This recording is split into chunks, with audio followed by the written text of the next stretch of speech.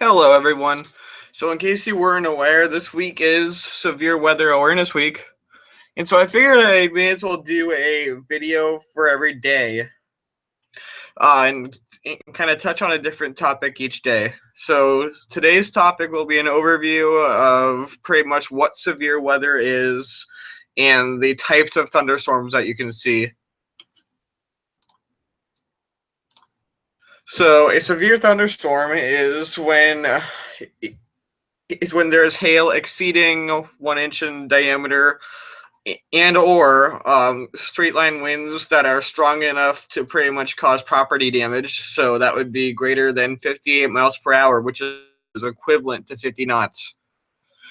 And both of those, if they are stronger or larger than that, then those can actually pose a threat to life too.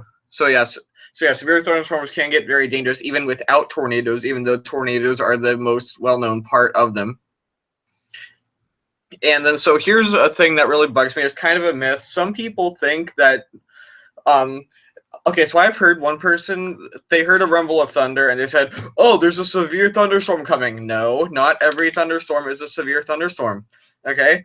Um of course getting struck by lightning is quite painful and it can kill you, but but not every thunderstorm is a severe thunderstorm. The word severe is put in there when they can actually cause like property damage, besides lightning.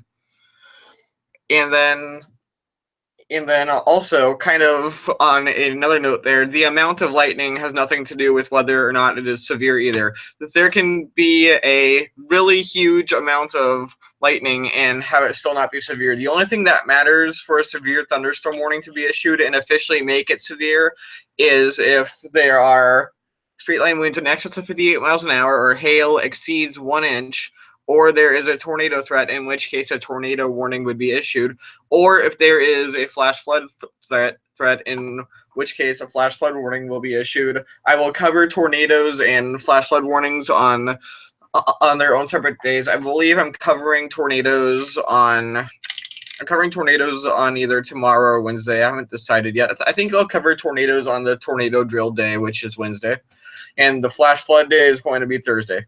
So definitely stay tuned for those, because those are two of the most important topics I have to go over.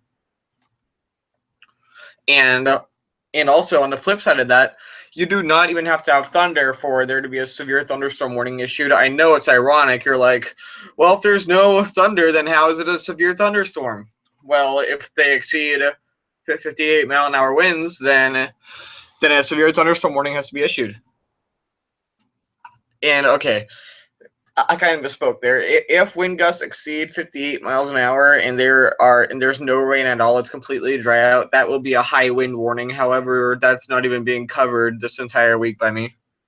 But if there is actual rain, then it will be a severe thunderstorm warning. So here I'll go over kind of the types of thunderstorms that we can see pretty much all across the country. And I'm basically using old radar images of mine. So I did not steal anybody's pictures or anything. These are 100% my own. Some of these are from back when I covered the weather in Houston.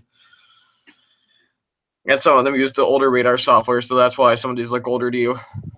Okay, so the first type is a single cell type of storm. And these typically spring up pretty fast and then they dissipate pretty fast. Typically, they don't even last longer than an hour. But here's one just to the southwest of the Houston area back this past June. And basically what single cells are, of course, they produce lightning. They also have the ability to produce sort of strong winds. Most of them produce wind gusts around 30 miles an hour. Some of them can produce tiny hail. And some of them even can have a weak tornado threat, but about 90 to 95% of single cell storms are not severe. The ones that do turn severe are very marginally severe, like if they may produce winds right at 60 miles an hour or hail right at 1 inch. So they're typically not too intense. You should still definitely pay attention to it if they turn severe, but they're not the most dangerous type by far. And then so I'm sorry about how stretched the picture looks on this one. It started out as a vertical phone picture. I had to stretch it out to make it look a bit more visible. So if you're getting a migraine from that, sorry. So once you recover from the migraine, then you can see here that this is a multi-cell, also known as a multi-cell cluster type of storm here. And basically, it's when there are a lot of cells pretty much clumped together like here. And this was back on October, I believe it was the 6th, when we had those storms come throughout southeast Nebraska. And so basically, those are way stronger than single cells, and basically there's only one thing that can turn a multicell into a supercell. There's only one difference between the two, but multicells can produce pretty large hail. They can produce straight line winds. They can produce pretty good tornadoes. Typically not very strong tornadoes, but they can produce decently sized tornadoes that can cause pretty legitimate damage. And so there are multiple names for a linear storm system, like, for example, multi-cell line. There's also squall lines that can go through, MCS, bow echoes. And so basically, I wasn't able to get a good zoomed out shot of this linear here. But it's basically when a bunch of multi-cell storms kind of form into a more organized line, kind of like this. This is pretty much the most common type of severe thunderstorm you'll see. And these are notorious for producing extremely strong straight line wind gusts. They don't produce tornadoes quite as much, and when they do produce tornadoes, they're weak in nature. Their biggest threat are really strong straight line winds, and so sometimes can even produce derecho straight line winds, which can exceed pretty much 90 miles an hour. In this case, this one didn't produce any more than, I think it was 70-mile-an-hour wind gusts. This was back on Christmas. And they can also produce hail threat too, although those only come into stronger ones. All right, now we are getting to the supercell type of storm, and this is perhaps the most common household name type of storm. I'm pretty sure most of you who live here know what a supercell is. You've heard it on the news. You've heard like supercell storms are possible today. Yeah, well, basically this is what this is. So this right here you're looking at is a supercell thunderstorm from last May in Kansas that produced an EF3 tornado, I believe. It just went south of Chapman, Kansas. Otherwise, it would have completely leveled the town. And basically, supercells are capable of producing extremely violent varieties of all types of severe threats. They can produce extremely large, violent, deadly tornadoes, kind of like the one here. They can produce hail up to the size of baseballs or larger. They can produce really strong straight line winds.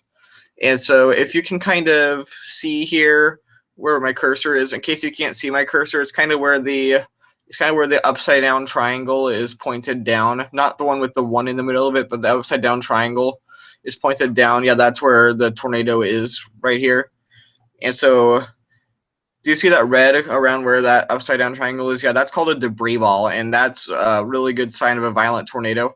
And if you go down to the lower right view here on this radar, you can kind of see that whole area of blue, the organized area of blue. Yeah, that's all debris that was picked up by this tornado. So these are all telltale signs of a violent tornado. You can see on the upper right corner where the red meets the bright green right there. Yeah, that's a really good rotation signature.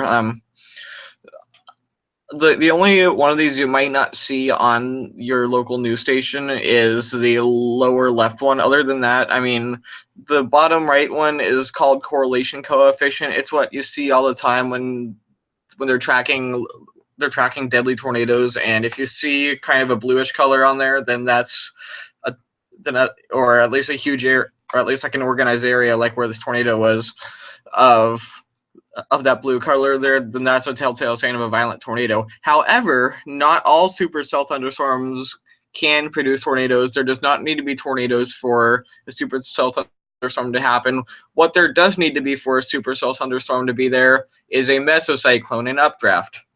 And there is such thing as a supercell called a high precipitation supercell, and I'll fast forward now to the next slide, which shows the high precipitation supercell. Once again, this is one of those more stretchy pictures again. I'm sorry about that.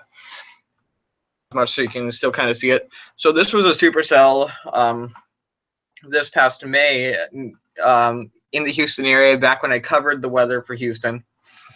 And hail here got close to 2 inches in diameter. And this is a high precipitation supercell. There were no tornadoes formed by this. Once again, there does not need to be tornadoes for it to be a supercell. The only thing there needs to be is an updraft or a mesocyclone for it to be a supercell. And